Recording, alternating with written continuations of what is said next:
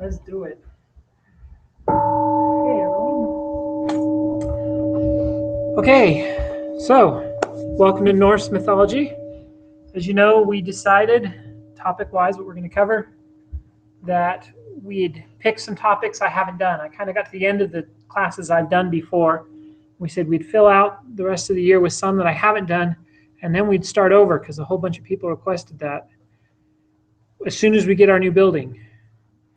So we'll start these series of classes over whenever that is, March, April, or I mean, it was probably May, or right? May, June, July. So whenever that is, we'll start these things over. Until then, you have to know that I'm teaching classes I haven't done before. So the early classes, those are all things I've done. I've practiced them a lot, and I've done them many times. This time I'm starting with subjects I don't actually know. And so I spend the month teaching myself the topic, and then on the last day before the class, I panic and really try to teach myself the topic, and then I present it to you. So you're getting stuff that I'm learning with you. So for these classes, I hope we treat ourselves a little bit more like we're equals, and you're here to teach me as much as I'm to teach you, because we probably don't know any more about the subject than anyone else at this point. So I did bring my one reasonable book on Norse mythology, Norse religion, and that's this book. And I'll pass this around in case anyone's interested in taking a look at it and getting it. It tells the story. It's got some fun pictures, and it tells the stories at a not a deep level, but a kind of a popular sort of level that I think is fun. It's a great way to read the stories to your kids and have them, be familiar with them, but also a good way to read them yourself because it's really simple and straightforward. But it doesn't have any discussion of the theological implications or any of that stuff. So you have to get that elsewhere, but it'll get you the main stories. So the other thing that's different about this subject is that I usually don't focus on mythology, right? I've covered mythology, but when I did Mesopotamia, I did rituals, architecture, structures, rites, beliefs, and then I just kind of breezed over the mythology. And I did the same with Greek and Roman mythology. This class is a little more mythology weighted and a little less actions, ritual weighted. And the reason for that difference is because we don't know as much about Norse religion. It was kind of repressed by the Christians, and it wasn't recorded. But the Christians were familiar with Greek mythology, so they weren't threatened by Greek mythology, but they were threatened by pagan ritual. So they repressed the ritual, and they did preserve the mythology. They changed it a little bit, but they preserved it. So we have accounts of the mythology, and we don't have accounts that are as clear, at least, of the ritual practices. We also don't have monumental architecture of the same sort. We don't really have temples that we can excavate and that I can show you pictures of, that sort of thing. And so, of necessity, I've kind of dropped into the mythology realm. And I've kind of decided that I like it, and I feel like maybe next time through, I'll do one class on the ritual, one on the mythology, and I'll expand each of those earlier classes. We'll do Greek myth and Greek ritual, which isn't something I've done before. Yeah. So is this religion no longer practiced? This one is one of the ones that interestingly enough, were resurrected recently. Oh. I would say it's not practiced because the resurrected version isn't sufficiently like the old version because we don't know what the old version was like. But it's one of the pagan ritual religions that the kind of neo-pagan movement has decided to try to resurrect. So there are people who worship, Odin and practice these rituals, but we don't know. They're probably not right. And if right is defined as the old way it was done, maybe the new way is just as valid, right? But yeah, there are people who worship this, and I didn't spend any time on that. This is the old Norse religion mythology as well as we can piece it together, not the neo. But we could do a class on neo-paganism, which might be interesting at some point. But that's not this one. Okay. Any other questions before I start? Thoughts? Okay. Norse religion. So let's start with some history. This is kind of what I said. This is the title page of Olive Brady's 1908 translation of the Poetic Edda, which is one of our source materials for this stuff. Notice the runes. So this writing here is called runes. We'll talk more about it in a minute in detail, but this is a written tradition because we have writing that describes it. They had their own writing system, but the writing system was adopted after Christianity began to influence the religion.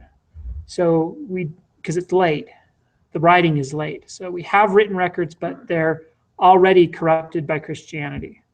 So we don't have any kind of pure records from the perspective of the pagan people practicing the religion itself. So here's a kind of a history and dates and places. When we talk about Norse religion, we're talking primarily about Scandinavia and the Vikings. And their influence was pretty extensive. They're down into Russia, Ukraine, down by the Black Sea, all the way around France, Spain, into the Mediterranean and Italy, up to Greenland, Iceland, and they even went all the way to America. So, the whole Columbus discovered America isn't just ludicrous because the Native Americans were already there. It's also incorrect since, the Vikings were there long before Columbus. They didn't, however, stay, and they didn't spread the knowledge of what they had found. And I don't think they even realized what they had found as far as they were concerned. I think they thought they had found another island like Greenland or Iceland, and they hadn't quite realized the extent of the place they had stumbled upon. So there are some things that Columbus did that they didn't, but they got here first. And they were the culture of the people. I think the myths are interesting because they tell you something about the people you're talking about. When you talk about the Greek myths, yes, there are Greek warriors, and there's great Homer, epics of great Greek warriors fighting battles at Troy and stuff. But the Greek gods tend to hang out on Mount Olympus and contemplate their own navel. They were philosopher gods because the Greeks, idolized the philosophers. And they did idolize warriors, but compared to this group, these people were warriors, and they were sailors. And so you end up with and they were farmers. So you end up with a lot of discussion of farming gods, fertility gods, warrior gods, lots of fighting in the mythology, lots of warriors in the mythology, and lots of gods of the ocean who control the waves or decide whether the sailors will be protected during their voyages. These were the seafaring Vikings. So what we have is the Viking Age is from about the 8th to 12th centuries. It's during the Germanic Iron Age. It's a Northern European and Scandinavian tradition, and it corresponds with what we call the medieval warm period. You've probably heard that phrase before because climate science deniers like to bring it up. But it was a period kind of between two ice ages where things in Europe, at least, were a little warmer. And so the ice retreated, and people in the north kind of blossomed because things were warmer there. They could plant more crops. And Rome was pushing north. Christianity was coming from France up north. And the Saxons had a nation just below Scandinavia. And the French were pushing Christianity into the Saxon area. And north of that was the Norse area. And they kind of preserved their pagan traditions a little longer. And they became warriors and fought off the Christians and the invading Franks and kind of protected their little pagan enclave for a certain amount of time. And so again, this is what's happening climate-wise. Even the climate plays a role in why the things are happening here that happen here. Why the Vikings have such an influence during this time period. Also, because they live so far north, you'll notice a lot of references to ice, snow, frost. So here's the question: how many of you have seen the Avengers movies, Marvel's Thor movies? Familiar with Thor? Only one of you, two of you? Yeah, the two youngest. Okay. So yeah, these movies shamelessly rip off this mythology. And the bad guys in the movies are called these frost giants. Well, in the mythology, the bad guys are the frost giants. And that's not surprising because their enemy was the cold. And they suffered with the cold. And so the cold becomes the embodiment of kind of that which must be fought against, the ice giants. So we'll talk about them in a minute. Okay. So like I said, the Christianization of this area begins with Charlemagne when he fights the Saxons, which we just discussed. And then later it will continue on up north through kind of slower acculturation means when the Vikings survive this attempt. The Saxons fall and the Vikings survive, but they still fall to Christianity, just it happens later. And the last place to fall to Christianity is Iceland. And so in Iceland is where the majority of our myths come from, because they held on to this religious tradition longer than kind of any other group. And so Iceland is going to be kind of the origin of the source stories we're going to talk about. So here are our source stories. The first is from the 12th century. That's the earliest. And you notice by the 12th century, the Christianization began in 740 up to 7, and it continues into the 12th century. And then our sources show up in the 12th century. That's the earliest one. And so again, we don't have any sources that aren't corrupted by Christianity, and that makes it interesting to try to guess where things come from, especially when there's parallels. I mean, one of the most fun things to do with mythology is find parallels. Here's something that's just like this other thing in Christianity. Well, why are they the same? That's an interesting question. And if they were the same before the influence of Christianity, that would be really interesting. But we don't know that, because this similarity could have been created by Christian influence. And that's almost unfortunate, because I'd love to know what the pre-Christian religion was like. But again, the earliest document, 12th century, we have the Poetic Edda, the Prose Edda, and the Sagas. So let's talk about each of these. The Gesta, and I don't know how to say these words, so Gesta Danorum is the deeds of the Danes. It's a patriotic work of Danish history by a 12th century author called Saxo Grammaticus. Saxo the literate is what that means, or literally the grammarian. It's the most ambitious literary undertaking of Denmark, and it's an essential source for the nation's early history, and also one of the oldest known written documents about the history of Estonia and Latvia. Then we have the Prose Edda. It's an Old Norse work of literature written in Iceland in the early 13th century. The work is often assumed to have been written or at least compiled by Icelandic scholars and historian Snorri Sturluson around the year 1220. He planned the collection as a textbook. It was to enable Icelandic poets and readers to understand the subtleties of their poetry. And a lot of its material was taken from the earlier Poetic Edda, which is an earlier document, but it was compiled later. The Prose Edda is a Christian account, though, of the origins of Norse mythology, and it assumes that the Nordic gods were actually human Trojan warriors. You notice the Christian has this kind of Greek central. Christianity loves the Greek philosophers, and it's kind of incorporated all that. So now you get a guy who kind of comes from the Christian tradition up here, and he's trying to make sense of these myths. And so how does he do it? Well, he assumes that they're actually Trojan warriors who left Troy and after its fall, and the warriors settled in northern Europe, but they were so accepted as divine kings because they had a superior culture and technology, because the Greeks are superior. So when they brought their superior culture and technology, these poor heathen barbarian Scandinavians assumed they were gods and started worshiping them. And then he said the remembrance ceremonies of these later kings later turned into burial sites and degenerated into heathen cults who turned them into gods. That's his theory. Obviously, it's nonsense, but he preserves the myths in this context of his thinking about where they came from. Then we have the King sagas, which are Old Norse sagas, which principally tell the story of historic Norwegian kings. We have the sagas of the Icelanders, which are focused on history and literal and genealogy records, that sort of thing.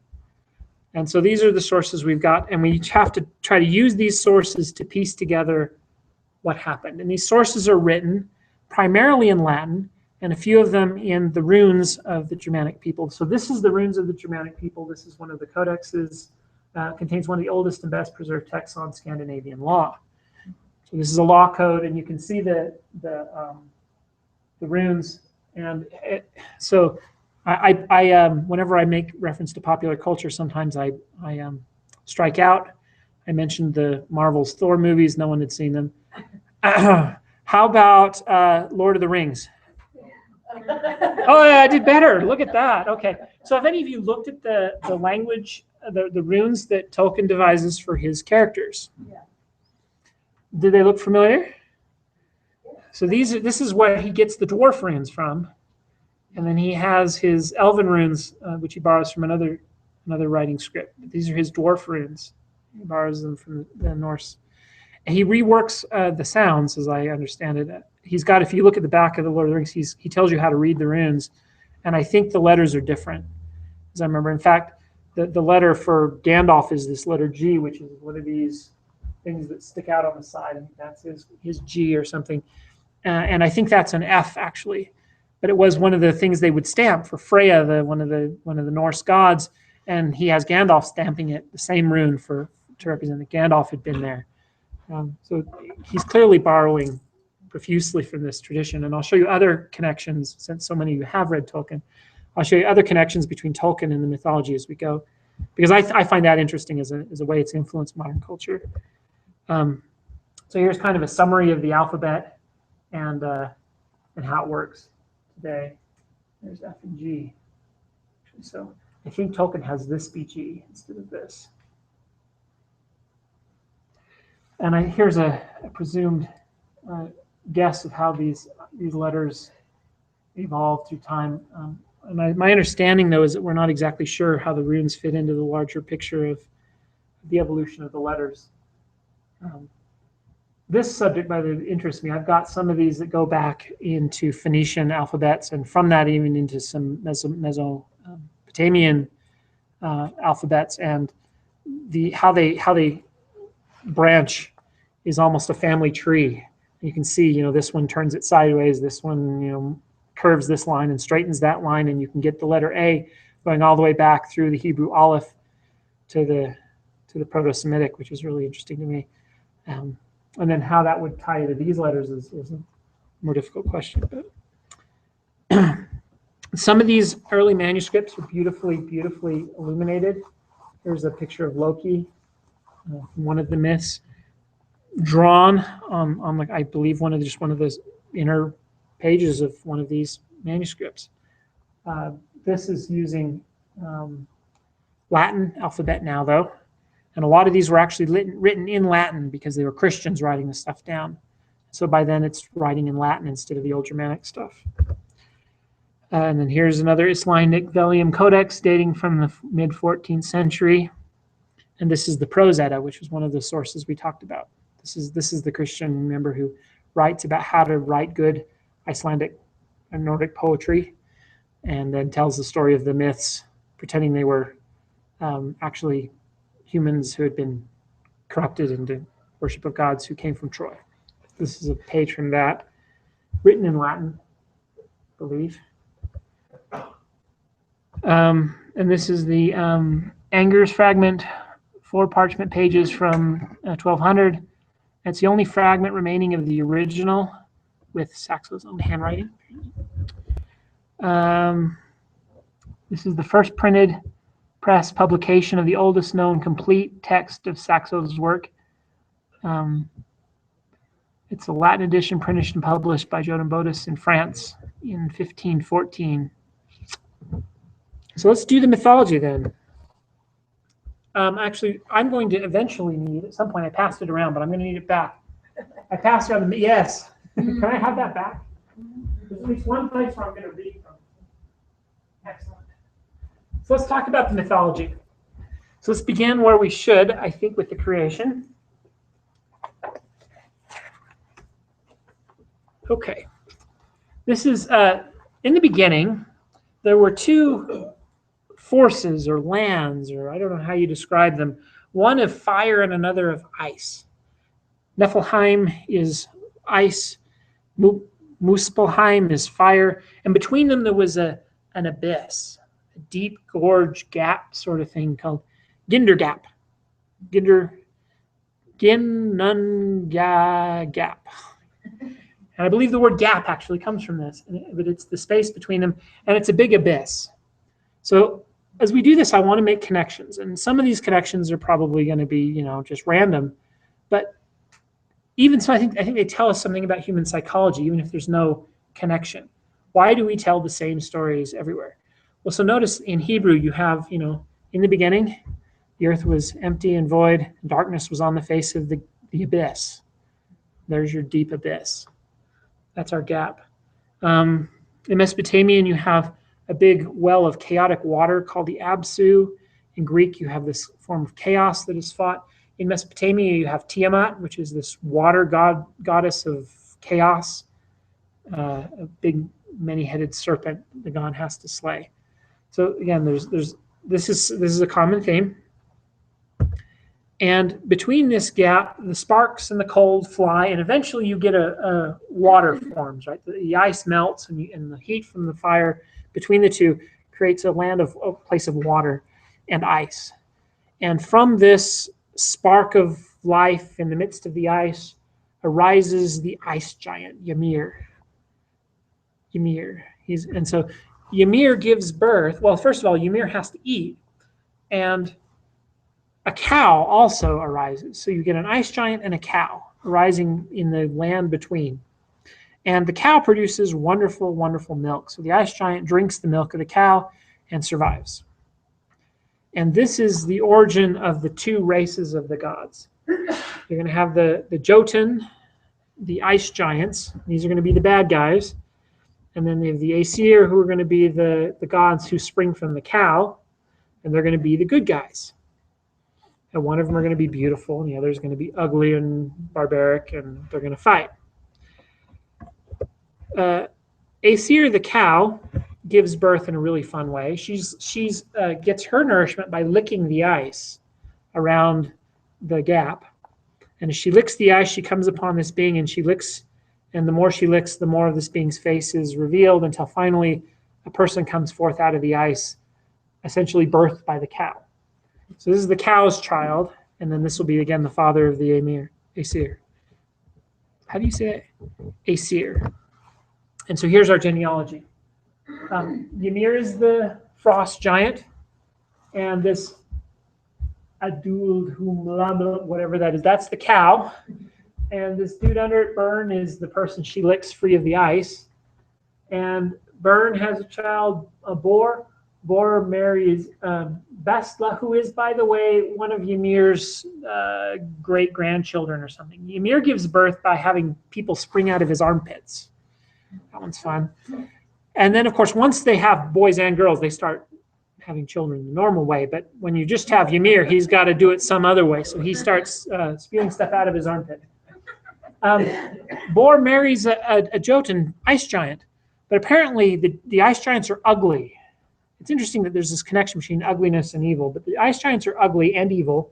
But every once in a while, they have a beautiful ice daughteress who's beautiful despite her ugly parentage, and the Aesir gods tend to marry those. And from her, you get Odin. Odin's going to be our main god that we're going to talk about from now on. Odin and his children are where it's at. And so that's where Odin comes from, and you notice he's actually a descendant of Ymir and the cow. Has both lines flowing in his veins, and he decides that Ymir is a pain in the neck. He's loud, he's obnoxious, and he smells. So Odin's going to take care of this business, and so he and some of his fellow Aesir gather together, and they wage war on, and they kill Ymir, and from his body they craft the world. So again, that is a theme that's everywhere, and I want to know why almost every kind of Abrahamic tradition, the world is created out of the body of one of the parent gods who's slain by his children. Almost always. Including in Mesopotamia, where it's Tiamat who's slain by Marduk. So Marduk is Odin in this case, and he slays Tiamat and builds the world out of his body. But in this case, Ymir, his blood becomes the brine, and his teeth become the mountains, and his bones, and you've got descriptions of each of the parts of the world made out of different parts of his body. Now we got to create mankind, obviously, right? So this is the next step. So if you read Genesis, you create the world, then you got to create man. And so in this story, three gods, Odin, Honir, and Lodur, decide they're going to create mankind, and they find a stump of an ash tree and an alder tree washed up on the shore. As the dry land appears from the chaotic waters of creation, these stumps wash up on the shore, and from these stumps, they create the first man and the first woman, who they name Ask and Embla. And then these three gods give them their blood, etc. And then they create the world. Now, there's a connection between the creation of the world and the creation of man. The world is also made of an ash tree. So the name of the tree, the ask tree, and they call it the ask tree Yggdrasil. Ask is also the name of the first human. So they're making an explicit connection between the man that was made from an ash tree and the world tree that is an ash tree, and the name of the first person in the world tree. This is similar to how in Hebrew Adam is Adam, which is also just the world for mankind. So there's a connection. It's a little different. But also I find the connection to trees interesting, because this is our tree of life. You have in the Garden of Eden, there's a tree of life and a tree of knowledge. And so this connection between creation and trees is always found in every culture, and it's interesting, and we're not quite sure where it comes from.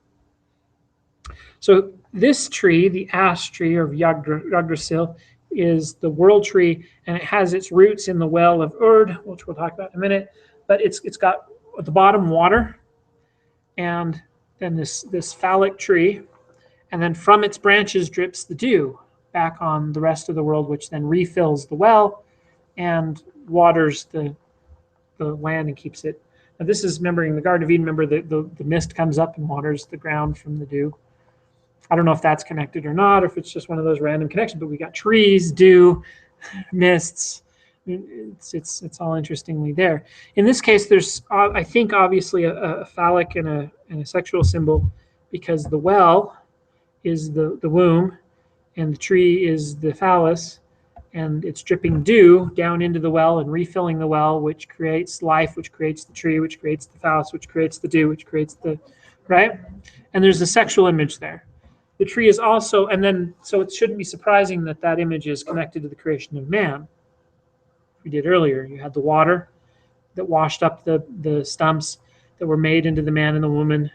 So you have the connection of the water and the tree in the creation of man, along with the connection between the names. And then this tree holds up the 9 worlds of the mythology. At the bottom is Niflheim. This is the land of ice.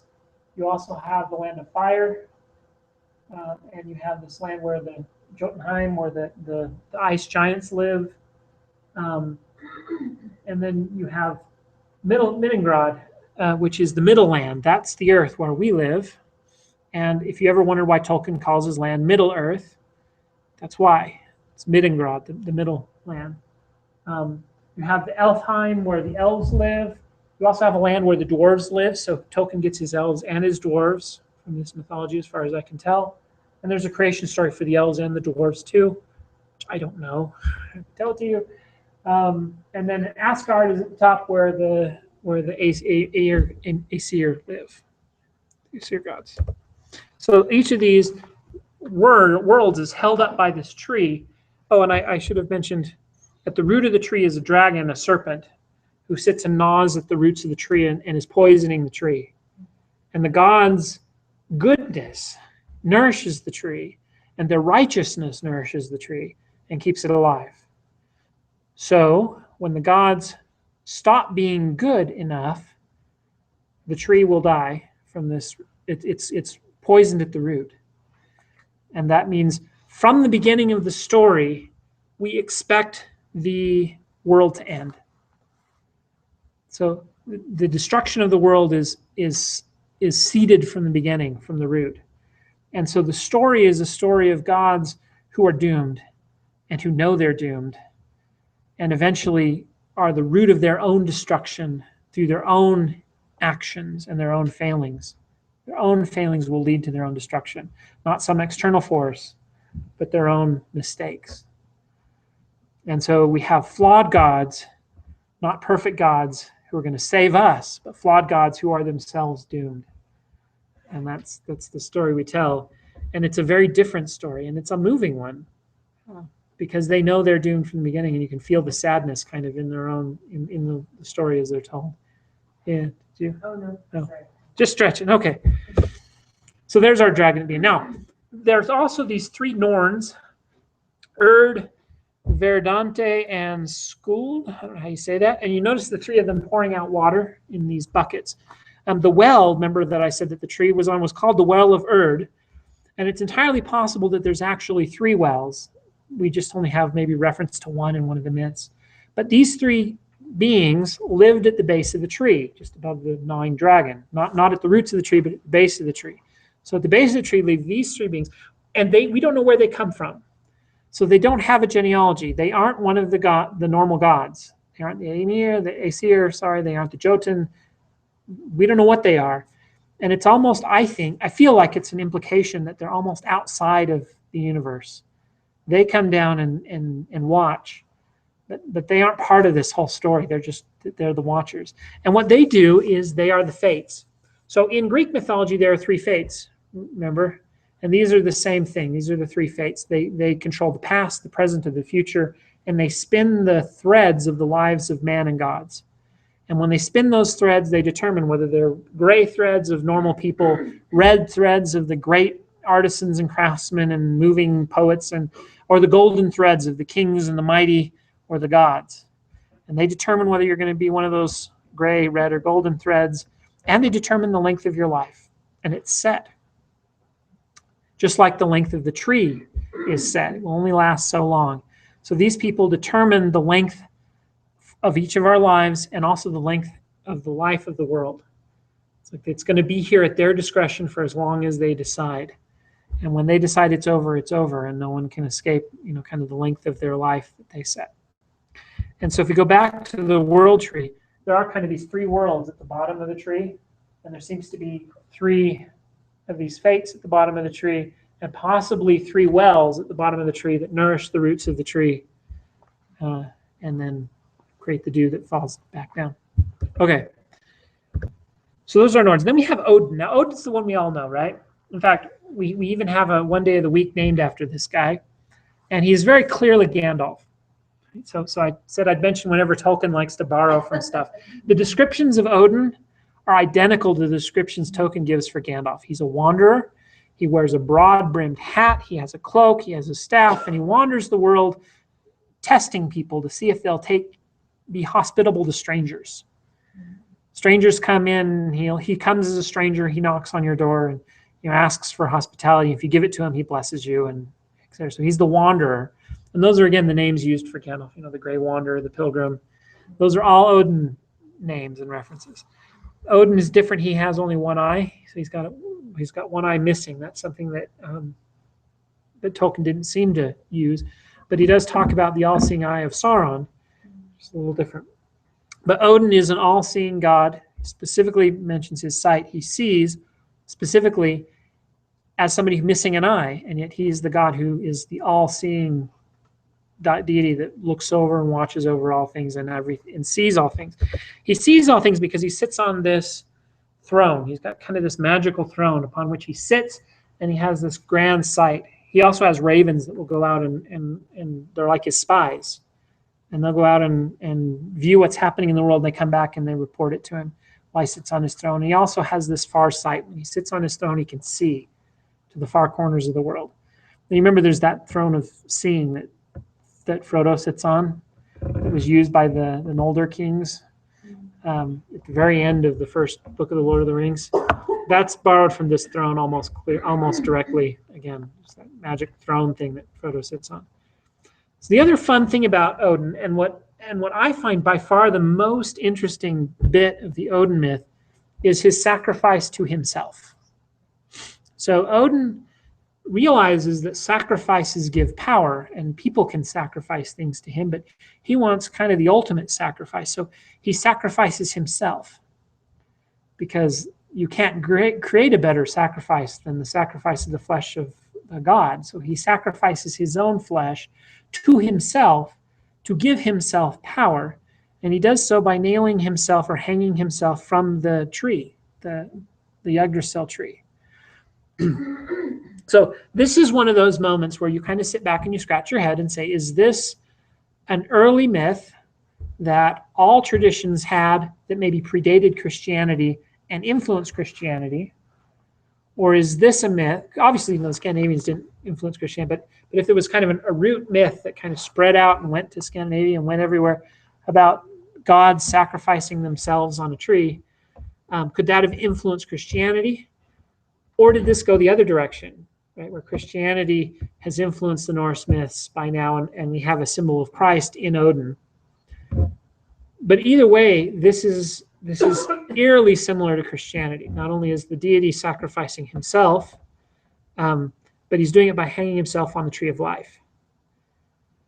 So the cross is intentionally turned into the symbol of the tree of life from the Garden of Eden. Right? Adam fell by eating the fruit of the tree of knowledge in the Garden of Eden. So Christ redeems mankind by nailing himself as the fruit to the tree of life. So you eat the fruit of the tree of life through the communion, and by so doing, you undo the fall, undo the effects of the fruit of the tree of knowledge, and you gain eternal life.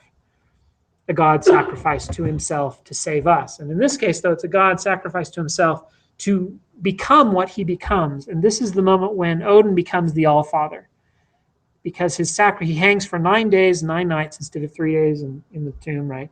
But there's the 9 days, and when he's done at the end of 9 days, he comes down from the tree, and because of the power of the sacrifice that has been made to him by himself, he becomes much more powerful. And this is when he becomes the father of the gods, and all the other gods then turn to him for advice and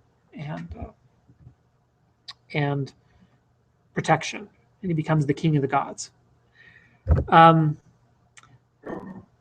Then to kind of round out his power, he goes to the Mimsir Burner of Mimir. I have no idea how you say these things. I'm sorry, I'm trying my best. This is a well, and now this is interesting because I think this well is connected to the wells that nourish the tree itself. But apparently a frost giant controls this one, named Mimir. However, this frost giant has drunk from this well, and this well grants wisdom to anyone who drinks from it. And so he became the most wise of beings, this ice giant. So the ice giants are supposed to be the enemy, right?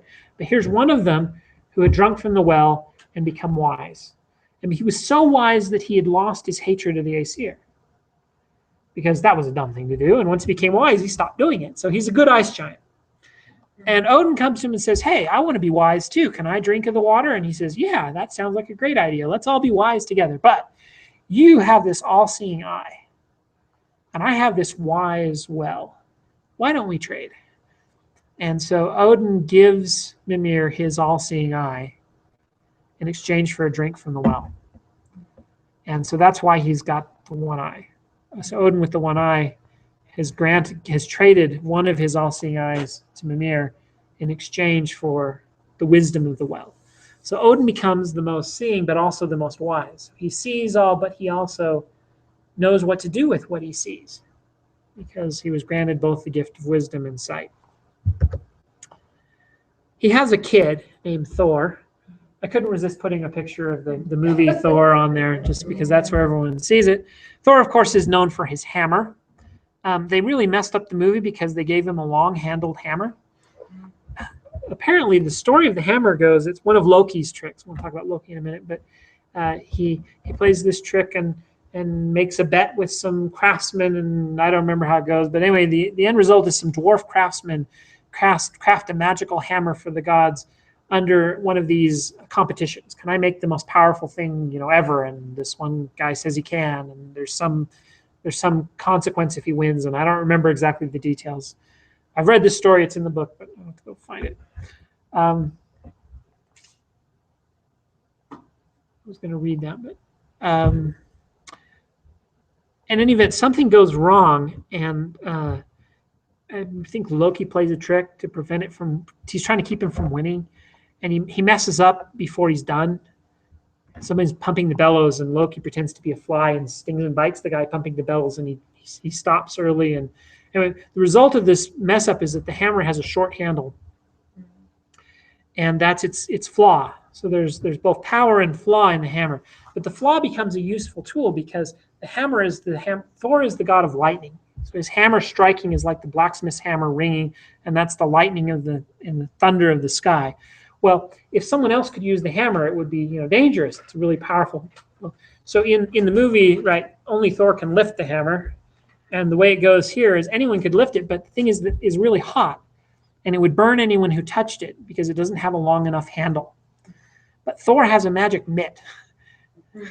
It's this mitt thing, and he can pick up the handle without getting burned because he wears this magic mitt. Keeps the hammer from burning him. But if anyone else tries to use the hammer, they get burned because the handle's too short. So he turns this flaw into kind of an advantage because now the hammer is only something he can use. I want to go back actually to Odin. I meant to read this. Okay. To gain greater power, Odin hanged out. So I'm going to actually read from the myth, right? I told you the story, but I should have just read it. To gain greater power, he hanged himself on Yggdrasil's wind swept branches. Odin sacrificed to Odin. For 9 nights and 9 days he hung there, suffering in silence, staring at the twig-strewn ground without closing an eye. In the 9th night he saw that the twigs that dropped from Yggdrasil fell in shapes, which spelled out words and symbols. Thus he discovered the magic of the runic letters, which he would share with the Aesir and wise men on earth. Whoever could master the runic alphabet and carve the magic letters on wood or stone possessed great power. When Odin came down from Yggdrasil, he was the All-Father, the father of the Aesir and men, the wisest of them all. Okay, so then we have Thor, which we just did. And I'm going to tell you the story of Thor versus Utgard Loki. Now, this is one of those stories that we think are late, probably doesn't have the same mythological implications. Most of these myths have kind of a deep woven symbolism. It's kind of like reading The Matrix, right? It's got a story at one level, but the deeper you go into the story, the more kind of symbols and morals and things there are. This one is just really shallow and kind of silly. So it's either a late adaptation or maybe there was just this old story that, with the others, they decided to have a humorous story in there too. But this one is supposed to be funny. And it is. It's hilarious. So I bet some of you have heard this story. When I start telling it, it may sound familiar. But before I start, does anyone know it off the top of their head? Does it sound familiar to anybody? Okay. So Thor decides, and I don't remember why he decides, but he decides to go visit this land of this giant and have a contest with him. So there's an ice giant involved, Utgard Loki, and he's going to go have a contest with this guy and compete with him.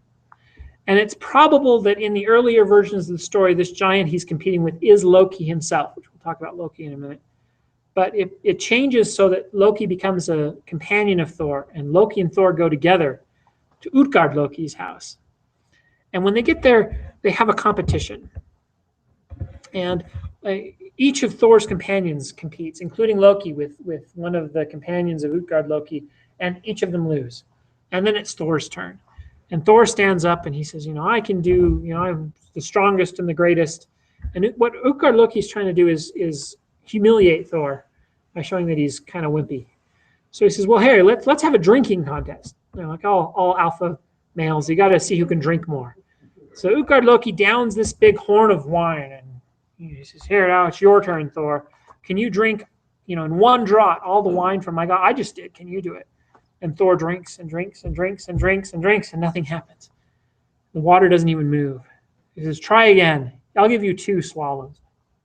He tries again, and the water actually sinks a little bit, but he can't do it. And so the giant is more powerful than mighty Thor. And then he says, well, here, you're just such a wimp. He lifts some big giant thingy, and he says, now, can you just lift my cat? So Thor goes over to the cat and he lifts and he stretches and the cat just kind of bends. He gets up really high on the tippy toes and he can't lift the cat. He says, you can't even pick up my cat. You're a wimp. Here, maybe you should try wrestling, but I'll pick the weakest of the members of my court. There's this old hag lady. Can you wrestle the hag? And the hag just tromps Thor. And Thor is humiliated, and he and his companions decide to leave. And on their way out, they notice that their boat is sitting up on the shore, and the water is gone down. And Utgard Loki says, now that you're leaving, I just can't help but,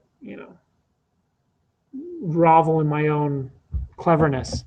When you came here, you're in my home, and so I cast a spell on you so you couldn't see clearly, and your eyes were deluded by my illusions. And I drank, from my horn of oil, and you drank from my horn, and I put the other end in the ocean.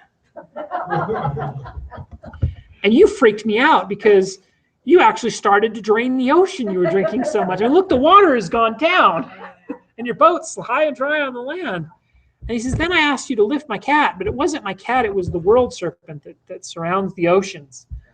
And you almost lifted him clear off of the earth in your lifting, but it just bent because it was a cat. But you almost destroyed the world by lifting this serpent. And he says, wow, you really freaked us out. And then I picked the goddess of death herself. The old hag was the goddess of death and old age. And you almost defeated old age in your mighty strength in battle with this old hag. And he says, I just want you to leave my house and never come back, because Thor, you're freaky. But the moral isn't just that Thor is powerful. The moral of the story was that Thor was humiliated by trickery, and that even the most powerful bit of strength doesn't help if you're kind of dense up here, and you let this guy trick you. So Thor beaten by trickery. So that's that story. It's kind of this humorous side tale, which is probably one of the most famous of the Norse myths, but also kind of the least significant, religiously speaking. But it's just fun. So we got to tell that story. And then we come to Loki. Loki is the god of, what is he the god of? I don't even know. I don't even know if you can say. He's the god of being crazy. He's a trickster. He's a Jotun ice giant. But he's good looking. So in some traditions, by the way, Satan is depicted as this kind of evil, ugly looking dude with horns. And in other traditions, he's kind of the hot, slick, young, entrepreneurial kind of dude with a suit, right? Well, that's Loki. He's a trickster, but he's incredibly good looking, and he's got a silver tongue. And he likes to flatter and to manipulate other people for his own ends, but he's also vindictive, cruel, and he gets angry when other people don't pay him the attention he thinks he deserves. He gets really angry and frustrated. Loki is like the serpent at the heart of the tree. He's the source of destruction, planted from the very beginning. So the way the story goes is, before Odin becomes an all-seeing god, before he hangs himself on the tree, and before he drinks the waters of wisdom, he makes a mistake. And his mistake is, he's wandering around and he sees this good-looking guy. And he says, that's a good-looking guy. And he goes over and he talks to him, and he says, that's a smart guy. And he's got a silver tongue, and they quickly become friends. He's clever. He tells good stories, right? To some extent, Loki makes the story worth telling, but he creates the conflict in the story. And it's almost like they're trying to say that without conflict, stories are kind of boring. And there's conflict in our lives, but the conflict in our lives perhaps can be addressed by looking at it as that which makes our stories interesting, by giving us something to overcome. Odin's mistake is that he likes Loki. And so they become blood brothers. So they cut themselves and their blood flows together, and they promise to be forever friends. And they promise that Odin will protect Loki, and Loki will protect Odin from any harm. And they will never give a gift. If one of them is offered a gift, they will share it freely with each other. They won't accept a gift without offering it to the other as well. And they become fast friends. Well, the problem is, part of what holds the world tree up is the righteousness and the honor of the gods. if Odin is going to stop Loki from doing the things he does, at some point Loki's going to deserve punishment. And if Thor is going to punish him, or sorry, if Odin is going to punish him, he has to do so by breaking his word. And when the Aesir gods lose their honor, the world will crumble, the tree will fall, and it'll all come to pieces. So that's what sets up the conflict, because Odin likes this guy. He's genuinely likable, but he's going to cause problems, and at some point they're going to have to fight, and when they do, that's going to violate Odin's oath that he made foolishly at the beginning. And so again, just like the serpent at the beginning of the tree, from the beginning the story has the seed of its own destruction sown, and it's in the friendship of these two, which is too bad because they have the potential to solve the problems. Loki is a frost giant, Odin is an Aesir. If they were to really stay getting along, I mean, we could solve some of the world's problems, and it just doesn't work out. Okay. So one of the examples of Loki making a mess and being utterly humiliated in the course of doing so in really graphic ways is the story of Sleipnir, the 8-legged horse that Odin rides into battle. Okay, so where does Sleipnir come from? Well, the Aesir gods have a fight with some other gods, the Val is something or other, I can't even remember. And at the end of this battle, they all become friends and they make peace. But during the course of this, and they all join together against the ice giants. Okay, but in the course of this fight, this small skirmish, they have the walls around I just spaced it. Asgard. That was bad. Okay, so the walls around Asgard are destroyed. And so they're going to build new ones. And a guy comes, really massive kind of worker, farmer dude with a big black horse. And he says, I will build your walls for you. And the Aesir say, that's great. Somebody's going to do it for us. Sure, you know. And he says, but I have a condition. I want Freya, who's one of the beautiful Aesir goddesses, as my wife. And I want the sun and the moon as mine. If you give me the sun and the moon and Aesir and Freya, I will build your wall for you. And the Aesir are like, that's the dumbest thing. Or there's no way we would do that. I mean, why would we do that? So no, we won't do it. And Loki comes along and he says, no. Let's trick him. What we'll do is we'll promise him those things if he can build the wall in one winter. And because he's such a good flatterer, everyone says, yeah, it's a great idea. We'll get him to start our wall. No one in their right mind can finish it in one winter, and we won't have to give him the sun, the moon, and Freya, and we'll get part of our wall built for free. Let's do it. So the Aesir try to trick this god, and the problem is this builder isn't a human builder. He's one of the frost giants in disguise.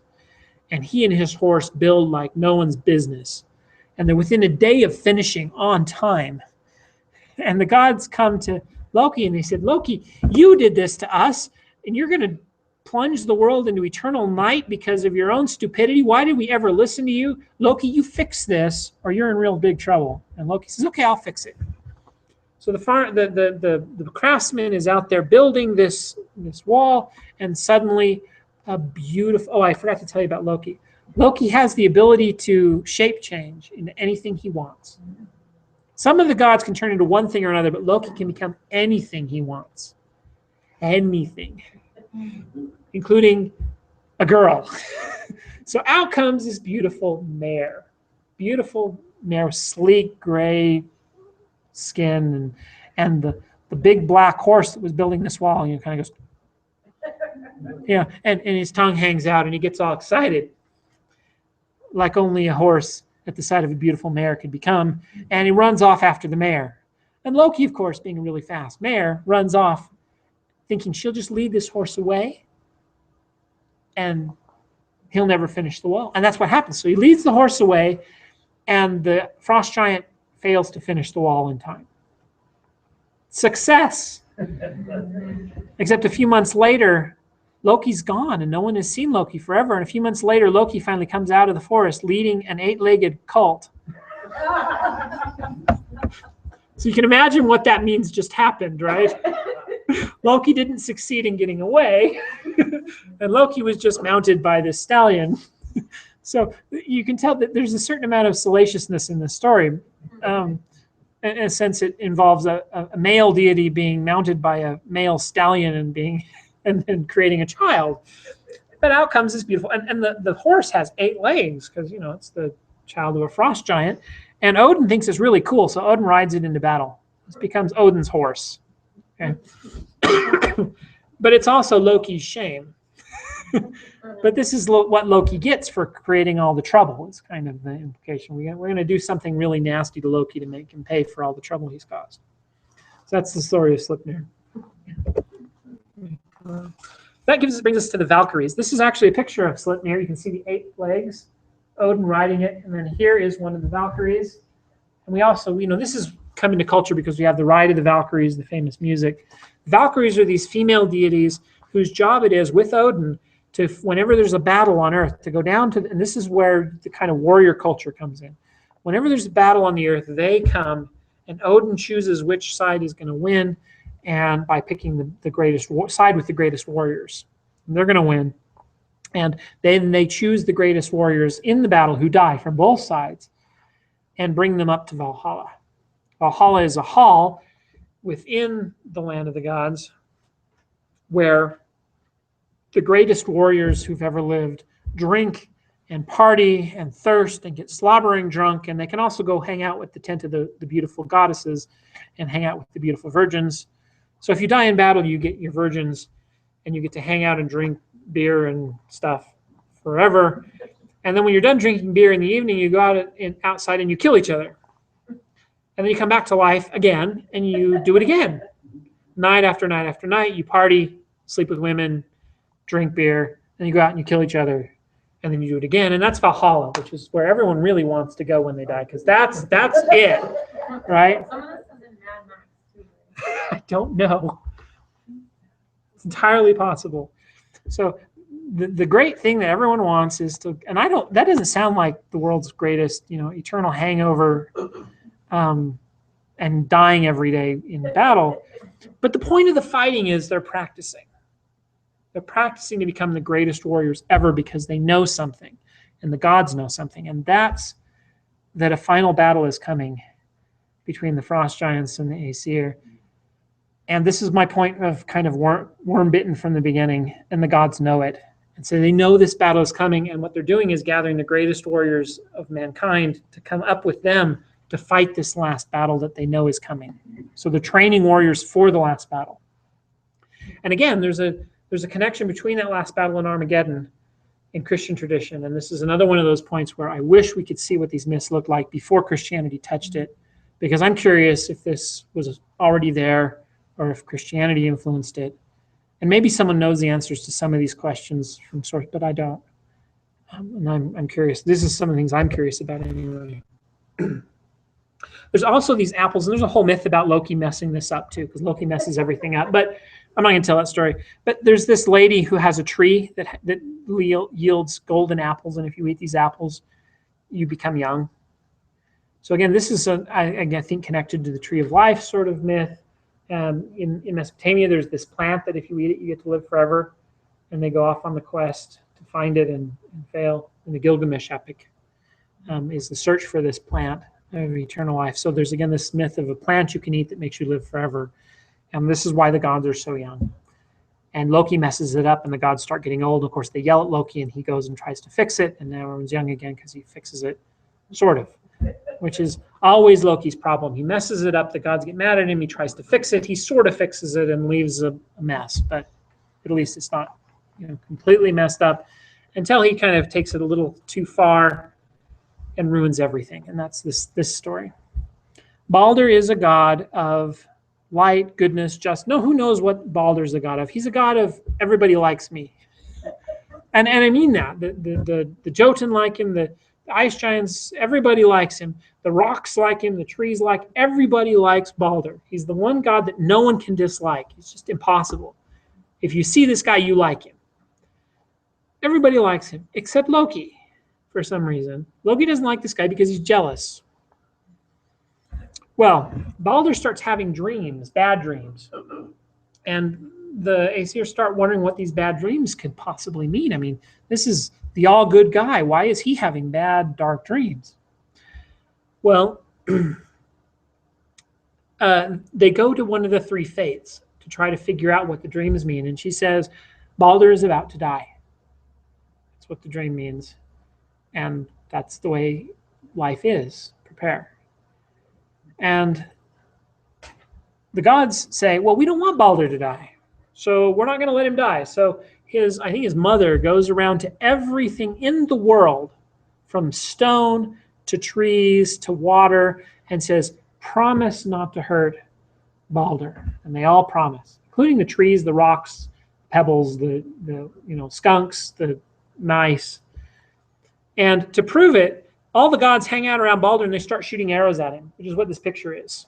And they're all shooting arrows at Balder, and the arrows are falling to the ground because they refuse to hurt. Balder's too good a guy for the arrow to hurt, so the arrows won't hurt him, so they refuse. They choose not to hurt him, so the arrows fall to. So there's all the gods shooting arrows at him and spears, and you see them all laying along the ground because nothing can hurt Balder.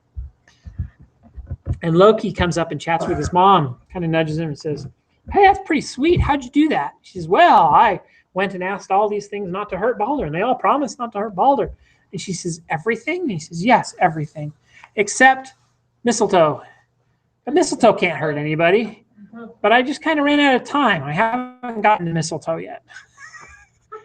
So Loki makes an arrow out of mistletoe. I have no idea how he does that. And he gives it to Balder's blind brother and says, here, everyone else is having fun shooting at Balder. You do that. You do it too. And he says, okay. He takes his arrow and he shoots it at Balder, and Balder dies.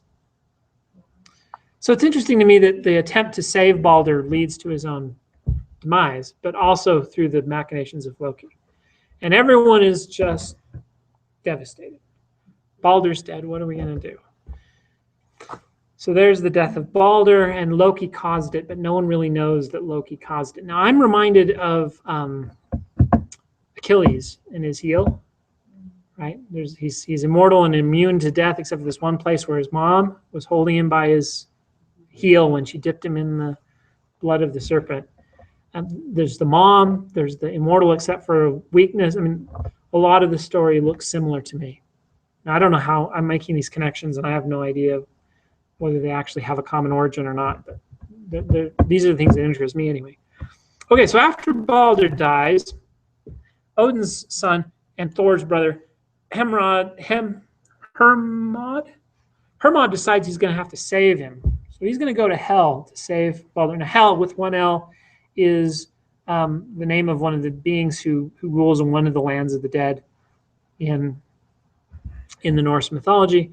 And so he rides to him on Sleipnir. That's that eight-legged horse that Loki bore for Odin. And he meets Hel and Balder sitting next to Balder. Hel is this goddess, an ice giant who rules this land. And he makes it all the way to Hel and meets his brother. Now, there are thousands and thousands of stories in every myth tradition I've ever seen of the descent to Hel and the return therefrom. And they almost always have a initiation context. So the steps you take on your way to Hel are the steps through the afterlife, and then the return is the steps of resurrection. So in Mesopotamia, we have the descent of Ishtar into the netherworld. In Greek mythology, we have Demeter and Persephone, which is the origin of the Eleusinian mysteries. And in Egyptian mythology, we have Osiris and Isis, which is the generation of the Isis mystery cults. So I'm really tempted to say there's probably some initiation ritual connected with this. I don't think we know that for sure. That's just that would be my guess, because that's what happens everywhere else. But what we have is Hermod descends to Hel, meets his dead brother, and makes it back alive. And his descent involves passing a river that's guarded, and then passing a dog that's chained. Again, those are elements that are in the Greek description of the path to the dead. And then he meets the god of the dead sitting on a throne with Balder hanging out with her. And of course, even she likes Balder. So he says, can I go home? And she says, yes, you can go home. You came here to see Balder. And then he says, can I take Balder with me? And she says, yes. If every creature on the world weeps for Balder, I will do what I've never done before and release the dead, and he can come back. So Himrid comes back to the earth, and then he goes around to every living creature on the planet and asks them to weep for Balder, and they all do, except there's an old crone who doesn't like Balder and refuses to weep. And of course, the crone is Loki in disguise, right? So Loki refuses to weep for Balder, and so Balder stays in hell. Well, at some point, Loki gets in a fight with the other Aesir, and at some point he starts telling them all what he's done. And it all comes out, and it comes out of his own mouth. He spills it. In his own pride, at some point he has to share his tricks. They've been so good, if no one knows about them, how could his reputation grow, right? So he shares he shares what he's done to Balder specifically, and the gods gather around. They say, well, that's it, and Loki has to be punished. And Odin gives the sentence, and they take Loki and they string him over a stone, which I think we'll see again when we start talking about human sacrifice and the ritual practices. Strings him over this stone, ties him there, and takes this serpent with poison who stands up above him and drips poison onto his head that burns when it touches him. And Loki's wife, who he doesn't deserve, by the way, she's a pretty cool person, and he just takes advantage of her and doesn't seem to appreciate her. But anyway, she stands by his side for eternities and catches the venom in a cup so it won't hit his head. And then when the cup gets full, though, she has to go over and empty the cup. And when she does, the serpent's venom splashes on Loki and it burns. And he shivers and shakes and pulls against his bonds and creates earthquakes. Obviously, where earthquakes come from is Loki being chained and punished by the Aesir. But the problem is, in this last, and there's a whole series of these throughout the book, the Aesir, circumstances come up that kind of force the Aesir to break their word or do something dishonorable, and each time that happens, things get closer and closer and closer. And this last is kind of a straw that breaks the camel's back, because punishing Loki breaks Odin's oath. And so Odin breaks his own oath but if he hadn't, he wouldn't have been a just God, because Loki deserved punishment for his actions. So he was placed between justice and his promise. And he chooses justice, and his own dishonor weakens the Aesir, weakens the world tree, and the world tree itself withers from the roots and decays, and the whole world begins to fall apart. Loki is freed, the Jotun are freed, the walls break down, the tree tumbles, the giants rush the Aesir, and they all fight, and they all kill each other in a big bloody battle, and the bad guys die, and the good guys die, and Thor throws his hammer at the serpent and kills the serpent, but the serpent's poisonous breath kills Thor, and they all die. The end. So this is the battle of the doomed gods. This is our Armageddon, Ragnarok. And it just so happens that two humans hid from this battle, called Lif and Lifthrasir. And Lif, by the way, is pronounced leaf. Sorry, leaf means life. So I think where the English word life comes from. Leaf, life. And Eve's name means life in Hebrew. But this is life. And Lifnir, meaning the stubborn will to live, or the one striving after life. And they hid in a forest of Had Mimir. Now remember, Mimir was the name of the Jotun god who had all that wisdom, because he had the pool. So it's obviously connected to Wisdom's well, which we said was probably connected to one of the three wells that fueled the tree itself. That was the world tree. And they hid in the forest, and they drunk the dew from the leaves of the trees. You see the dew reference again. And this is the Eden myth, and a new Adam and Eve come forth out of the world. And here comes the Christian gloss, which is obviously a Christian gloss, and they decide that they probably shouldn't worship pagan gods anymore. So they're going to worship the one true God. From now on out in the world will all be better. And so this is Adam and Eve, who now are going to worship the one true God of the Christian Jews, the Christians and the Jews, right? Anyway, that's clearly not the way the story originally went. But it looks like originally the story had a reference to cyclical time, that this was a reboot and it would all happen again. It's all happened before, it will all happen again. We sit here doomed, but after our death, it will all happen again. And so there's this birth, death, resurrection, followed by another birth, death, resurrection, birth, death, resurrection of the world. But usually the way these myths go, also of ourselves. So there's supposed to be hope for our own salvation buried in the story of how the world works and the way the world is born, lives, and dies. And just like the gods were doomed from their own imperfections, so we doom ourselves from our own imperfections. But there's this promise that we'll get to try again and again and again, and it'll continue through this cycle. Those also cyclical myths tend to be connected to agricultural myths. The year dies with the winter and it comes again in the summer and the spring, and the plants regrow, but then they die again in the winter. And especially if you're fighting frost giants, it's a perfect analogy. And so this Ragnarok battle is, and again, I don't know how these people interpreted the myths, but if we connect it to the way these sorts of myths are interpreted elsewhere, you have an agricultural connection. And the winter is the last battle, and the spring is this rebirth where it all starts over again. And again, the rebirth is connected to this man, this woman, the tree, the phallic tree, and the vaginal well, and the seminal dew, which makes it all happen again. So there's the mythology. Religious practices is much shorter. I'm going to spend maybe 15, 20 minutes because we don't know a lot about them. So this is a good time to get a drink because I'm losing my voice. Use the bathroom. There's treats over here. And I'm going to start again in about 5 minutes, and then we'll do the religious practices in about 15 minutes, and we'll be done and go home. So. I changed my mind.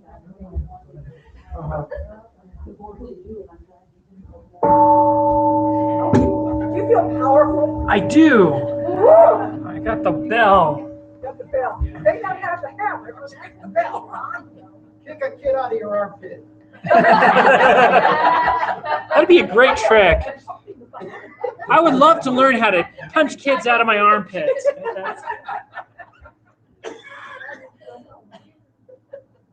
All right, let's start again. Let's see if we can be done in a few minutes here. There's not that much for the religious practices, partly because I focused on the myths, because it's a subject I didn't know, and I started somewhere, and that's where I started. But also partly because when I did read about the religious practices, there just wasn't that much there, and I couldn't really make sense of it because there just wasn't a lot there. So this is what little I was able to scrape together. The first is Rune Stones. So if you go there, one of the things you'll find scattered across Scandinavia are these Rune Stones. And they seem to set them up as memorials for people or for events. So they're memorial stones, and that's exactly what we see in the Old Testament. Remember, you remember when Bethel, Jacob has that dream at Bethel, and then he sets up a pillar to memorialize the place. Well, they would set up these pillars, but they would always draw, write on them, etc. So we have this tradition. This is one of the places where the runes like to be. The other thing we have is sheets of gold foil embossed with figures, and they're found in many parts of the Norse world. Typically, these sheets are less than a centimeter square and are too light and fragile to have survived much handling. Many have been found in dwellings under the posts that supported the structure or under the location of the high seat. Many depict a man and a woman embracing, and we don't know what they're for. but they're putting them under posts of doors or under seats, thrones. So it looks like there's some sort of a consecration tool. Bless this house. But we don't know what significance they had, who the women embracing are. But there was probably some sort of a ritual connected with this, but there's some sort of amulet practice going on, possibly even the same sort of thing we get with the mezuzah in Jewish tradition. I don't know. We're making stuff up because we don't know what they did with it. We do know that they used idols. And so we've actually got a couple of these. There's Freya, fertility god, which I bet you could guess from the picture of him. And then there's one-eyed Odin on the other side. We also have sacrifice with bowls. They like these stone bowls that are used to catch the blood of the sacrifice. So when we describe their sacred places, they don't seem to have temples of the same sort that we would have seen in our earlier classes, but they do have sacred spaces. The sacred spaces have wells for water, a tree, so there's our well in the tree, and they have bowls for catching the sacrificial blood, and they have an altar of some sort on which are placed these silver and gold mixed rings. And now everything in Norse mythology that's beautiful glints. So they describe the glinting hair, the shining sun, and the glint on gold and steel. And so the treasures glint. You know, it's Tolkien talking about that when you go into Smaug's treasure, all the glinting gold. But they're enamored of glinting, golding, shiny things. But these are ritual. These are armbands, and they have something to do with oaths. You make your oaths on these bands. Somehow the bands tie your oath together, but there's something about making promises. So you go to the sacred place, you make promises, somehow using these rings, and you offer sacrifices whose blood is captured in this bowl. There's a well of water there and a tree, a sacred tree. And so you notice, again, the importance of oaths, I think, connecting with the ritual. So I'm making this connection. I've never seen anyone else write about it or talk about it. Maybe other people do. But it became clear to me that when we talk about the myths, it's the lack of honor, the loss of honor from breaking their oaths that kind of lead to the destruction, right? And the death of the tree. And then here we have these oath rings as part of their rituals at their sacred sites. So again, there's a connection between covenant, oath, altar, tree, and sacrifice. And human sacrifice. So this is a stone upon which men and women are supposed to have been sacrificed in Iceland. And I don't know how they know that or why they think that, but we do know that there were human sacrifices involved in the ritual sometimes, especially in connection with their funeral pyres and their funeral rituals, which I'll talk about later. I don't remember if I have slides on that or not, but I'll talk about it. This, however, stone reminds me of the description of the stone on which Loki was tied. So when Loki was punished, he was tied to this stone with this jagged edge and punished. So again, as with most human sacrifices, you tend to sacrifice very sacred, good people who are rewarded in the afterlife for their sacrifice, or you tend to sacrifice criminals as a punishment. So that's the sort of thing that happened in other religious traditions. I'm applying it to these people, but this looks like the punishing stone from the Loki story. So I'm making that connection. Whether it's real or not, I don't know. The other way you sacrifice things, people and animals, is you hang them from a tree with a rope around your neck. This probably has some connection to Odin hanging on the tree. Well, it's not entirely clear. But they also offered a lot of animal sacrifice. So it's not just humans, it's animal sacrifice. In this case, we have a lot of skeletal remains of animals found in a site of North Iceland. Suggests that the cattle in their prime were slaughtered by striking the animal between the eyes while simultaneously beheading it with a two-handed axe. Something like this, creating an impressive fountain of blood and a dramatic display of weapon-handling prowess. You notice we've got a warrior culture here, right? The skulls were then displayed outdoors for months and perhaps years. So. We also have the Spring of Sacrifices, which is an iron-rich spring in Iceland that colors the rocks red. So it's the iron that's coloring the rocks, but these red rocks became a source of they assume it's red with sacrificial blood or something, and so they sacrifice into the string and pour the blood into the water, I believe. There's also this huge cult around Thor's hammer. I don't know why, but Thor's hammer became a ritual object of protection, etc. So this is from the myth when Thor's hammer was created. He gave the hammer to Thor and said that Thor might smite as hard as he desired whatsoever might be before him, and the hammer would not fail. And if he threw it at anything, it would never miss and never fly so far as to not return to his hand. And if it be desired, he might keep it in his sark. It was so small, but indeed it was a flaw in the hammer that the forehaft was somewhat short. This is the description of the hammer. So we have here on one of these rune stones a hammer here in the center instead of a cross. So in some of these Christian rune stones, there's crosses marking the spot. In this case, they have a hammer. So the hammer is used almost like the Christians would use a cross as the symbol of their religion. If you want to carve a cross on your door to show that you're a Christian, if you want to show that you're a worshiper of Norse religions, you carve a hammer on your door. That sort of thing. Yeah. This one is, I don't actually know when this one's from. But yeah, they come from about the 8th to the 15th, I think, century, and they become increasingly Christian. The Christians start doing them too. So the later you go, the more Christian they become. The earlier you go, the more Odinic they become. I don't know the right word for this, right? And this is something I forgot to say earlier. There is no word for this religion. And the reason is because for them it wasn't a religion. I mean, a religion is something that is in contrast to someone else. I mean, we are UU because we are not, I don't know, Jehovah's Witnesses, right? And so we pick a name for our religion to distinguish us from other traditions. And for them, these were just traditions. They were part of their culture. And they didn't have to name it. It was just the belief of everybody. And when they become in contact with Christianity, suddenly in contrast to Christianity, they had to name it something. Well, the names we get are the names the Christians called them. Hedonism, paganism, and those are all derogatory names imposed from the outside, but they didn't have a name for their own religion because it didn't need to be named. So I think there's a modern group that calls it the old way or something.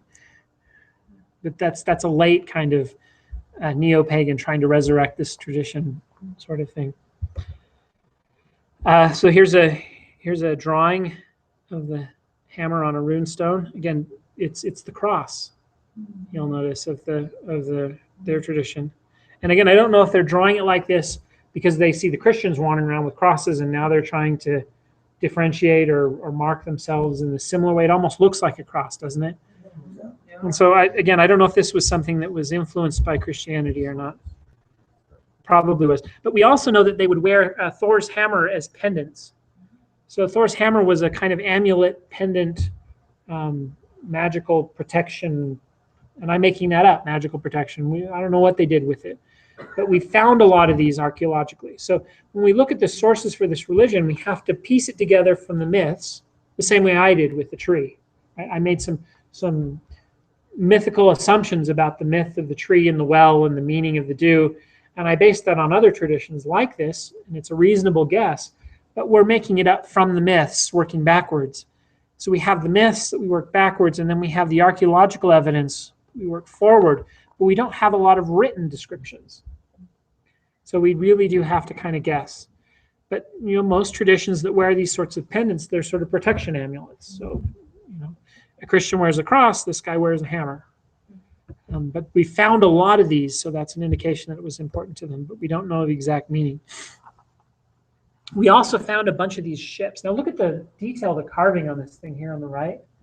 And they're beautifully, beautifully carved. This is a beautiful thing. And they use these in their sailing, obviously, but they also, this one was used as a burial. So they would put, we know, grave goods with the deceased. When the dead would die, they'd bury them with these grave goods. So there's an indication somehow, between that they've taken up to Valhalla, but they're here, but they need physical things but we burn the bodies sometimes in pyres, the bodies with the grave goods like we're going to send them and the grave goods up to heaven. Again, we're making this up, trying to figure out what this meant to them. But they buried with grave goods, they burned the bodies and the grave goods, or they buried the bodies and the grave goods, and they sometimes buried them with boats. And sometimes they would launch, we assume, the boats out into the sea with the dead on them and sail them out to the sea. That's one of those images that Tolkien borrows for the death of Boromir. When they have the funeral of Boromir, that funeral is borrowed from what we know of Norse burials. Now, the burial practice is one of the few things we know a little about because we have the archaeological remains, but we also have a couple accounts of the stories. One from a Muslim scholar who saw one of these burials and wrote about it. Now, the problem we have with that is that Muslims are extraordinarily derogatory of polytheism. And that was the thing. There's one God. And the Quran actually says that you're supposed to kill everyone who is a pagan and worships more than one God. You leave the Christians and Jews alone because they're monotheists and they're confused, but they're at least monotheists. But these pagans, you're supposed to kill them. I mean, and so when you hear a Muslim describe a pagan ritual, to some extent there's a bias there that you just don't necessarily have to credit. But the Muslim description of this funeral is horrific. I don't know how much of this I'm going to read. Maybe I can summarize what he says they did. Let's see. Maybe I can find this quickly. Okay. This is a 10th century Arab Muslim writer. The dead chieftain is put in a temporary grave, which was covered for 10 days. They sewed no clothes for him. One of his thrall women volunteered to join him in the afterlife. She was guarded day and night, being given a great amount of intoxicating drinks while she sang happily. When the time had arrived for cremation, they put his long ship ashore and put it on the aforementioned platform of wood. Then they made a bed for the dead chieftain on the ship. Thereafter, an old woman, referred to as the angel of death, put cushions on his bed. And I have to wonder if this old woman is related to the woman that Thor wrestles, the old hag. Anyway, she's responsible for the ritual. Then the disinterred chieftain, they disinterred the chieftain, gave him new clothes, and in his grave he received intoxicating drinks, food, and a stringed instrument. So they're giving him grave goods. The chieftain was put into his bed with all his weapons and grave offerings. Then they had 2 horses run themselves sweaty, and they cut them into pieces and threw the meat onto the ship. They're going to burn the ship, by the way, so they're going to cook the horse meat. So then they sacrificed a hen and a cock. So we sacrificed a hen, a cock, and some horses. Meanwhile, the thrall girl, now here's where I wonder if Muslim is making stuff up or if it's really, this is what they really did. The girl went from one tent to another and had sexual intercourse with all the men. Every man told her, "Tell your master I did this because of my love for him." So what we're doing here is sending the procreative seed into the afterlife with this woman. It's a fertility ritual. So we're going to send this woman to the afterlife with the dead king and all the seed of all the men who have now had sex with her. Presumably she volunteered. Let's see. Then in the afternoon, they moved the thrall girl to something that looked like a door frame where she was lifted on the palms of the men 3 times. Each time the girl told what she saw. The first time she said she saw her father and mother, who I presume are dead. The second time she saw her relatives, and the third time she saw her master, all in the afterworld. So she's somehow, this door is the door to the afterlife, and they've given her drugs, and they're lifting her up, and she's looking over the door, and it's like being passed over into the afterlife. So she's got one foot in the afterlife, and she's seeing visions of the afterlife and telling them about them. There was given a beautiful, there in the afterlife, it was green and beautiful. Together with him, she saw young men and young boys. She saw that her master beckoned for her. By using intoxicating drinks, they thought to put the thrall girl in an ecstatic trance that made her psychic. Through the symbolic action with the door frame. Then she could see into the realm of the dead. The same ritual also appears in the Icelandic short story Bolsa Patir, where 2 pagan Norwegian men lift a lady of the household over a door frame to help her look into the other world. Okay, so going back to this story, the thrall girl was then taken away to the ship. She removed her bracelets, gave them to the old woman. Then she removed her finger rings and gave them to the old woman's daughters, who guarded her. And then they took her aboard the ship, but did not allow her to enter the tent where the dead chieftain lay. The girl received several vessels of intoxicating drinks, and she sang and bade her friends farewell. Then the girl was pulled into the tent, and the men started to beat the shields so her screams could not be heard. 6 men entered the tent to have intercourse with the girl, after which they forced her onto the master's bed. 2 men grabbed her hands, and the 2 men her wrists, and the angel of death put a rope around her neck. That could have to do with the Odin hanging thing. While 2 men pulled the rope, the old woman stabbed the girl between her ribs with a knife, and then the relatives of the dead chieftain arrived with a burning torch and set the ship aflame. It is said that the fire facilitates the voyage to the realm of the dead. So afterwards, a round barrel was built over the ashes, and in the center of the mound they erected a staff of birch wood where they carved the names of the dead chieftain and his king. Then they departed in their ships. So I have no idea how accurate that is, but it's one of the few descriptions of a Norse ritual we have. And it's survived because it's so horrific that it is one of those things people don't forget and they get passed around. And so one of the questions you have to ask when reading a story like that is, how accurate is it? Is the Muslim person defaming the religion by making it different than it was or worse than it was, or is there some elements of accuracy in it? There's certain things in it that seem to point at things we saw earlier, right? The ropes, and the fertility ritual, etc. But it's hard to say how accurate any of it is. And again, even he says she volunteered, so I don't know again what that means. I don't know who in their right mind would volunteer for that, but so what we have when we look at the burial traditions, we have a lot of these boats. We have a lot of barrows. So remember, Tolkien talks about the barrow downs. These are the mounds under which these dead kings are buried, with grave treasures in them. And remember, when Frodo gets in the barrow downs, there's these grave treasures, including weapons.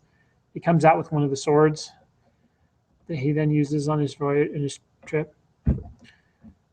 So again, this is something Tolkien is borrowing from.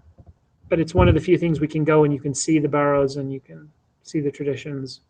But they also have these stone ships, which are almost the outlines of ships made out of stones. Again, probably for burial rituals. And unfortunately, we just don't know much else. And that we have to guess. We know this one horrific story because it was preserved by a Muslim, and it was so horrific that it was a great way to make fun of these religious people and say they were doing horrible things, and maybe they were.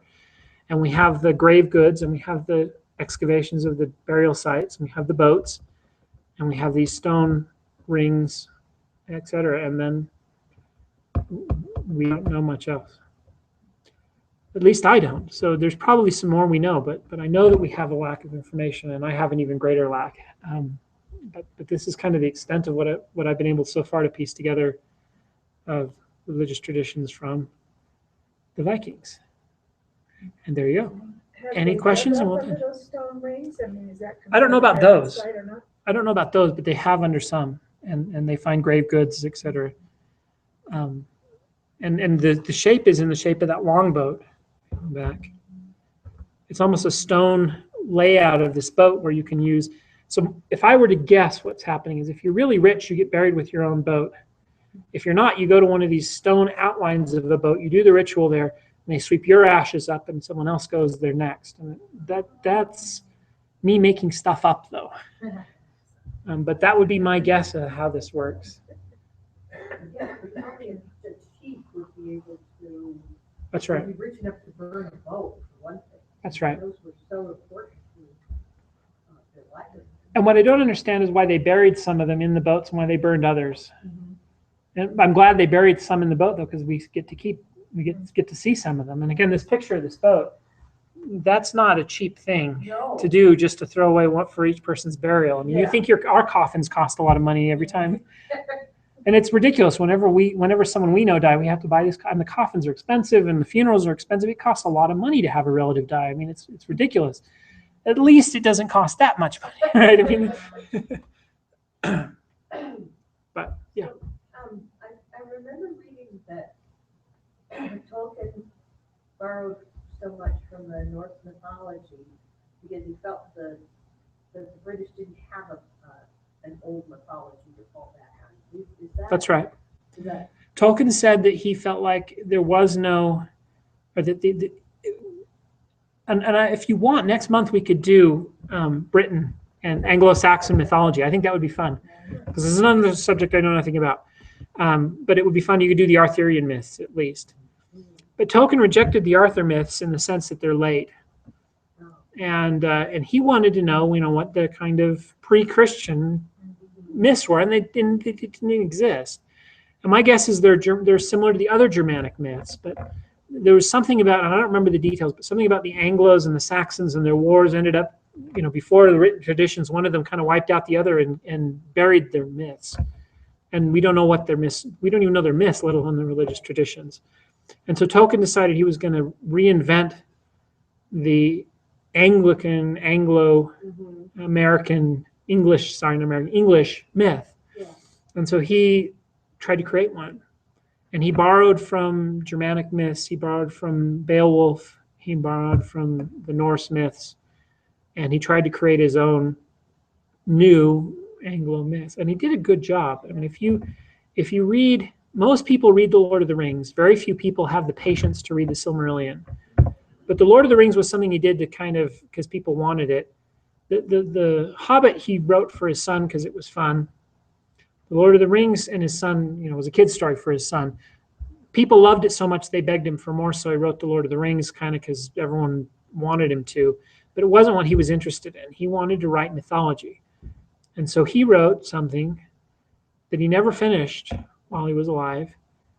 And it's much better in my mind than The Lord of the Rings. But it reads like a mix of the Bible and Norse mythology. And it's dry. Yeah, I don't get it. And it's dry, but it's brilliant.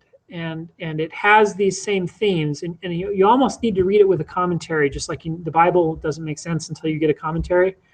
But there's things that he drops at the beginning of that story that have profound implications later on, and they tie down genealogical trees and all sorts of things. It's one of those stories like The Matrix where there's a couple things in our modern culture that are like this. Matrix is one of them. Tolkien's one of them, where you can read it and it's a fun story, or you can study it. And sometimes the more you study something, the more boring it gets. And other times, the more you study it, the more layers you pull back and the more fun it becomes, because you start finding connections and meaning and purpose and morals. Tolkien loved to build, and he didn't like allegory. He said allegory lies in the domination of the author. Usefulness lies in the imagination of the hearer. And I just slaughtered that quote, but he said something like that. And what he meant by that is he wanted to write a story that anyone could in their life look at and go, I see how that relates to what happened to me, because it's a relatable story. And that's what myths are. And the myth of Thor, remember getting tricked by this giant, that's never going to happen to us, but we can relate to what it feels like to be tricked. And Loki, we can all know somebody who's just beautiful and slick-tongued, but they're kind of a jerk. But yet when you look at them, they're the kind of these are the celebrities, that we all watch them on TV, and the Kardashians, and we wish we could be close to them. And then we wish we couldn't be close to them, right? And because their life is kind of a mess, but they're beautiful, and we all envy them, and then we realize our lives are much better than theirs. And it happens at the same time. And this is what it means to tell a myth that is applicable to our life, because you don't have to have a specific moral. You can just tell a story that everyone can see something in. Shakespeare was a master of that. Tolkien was a master of that, and his myths are myths, and they read like myths. And if you don't like reading, Greek myths, you won't like reading Tolkien. But the Greek myths were invented over generations.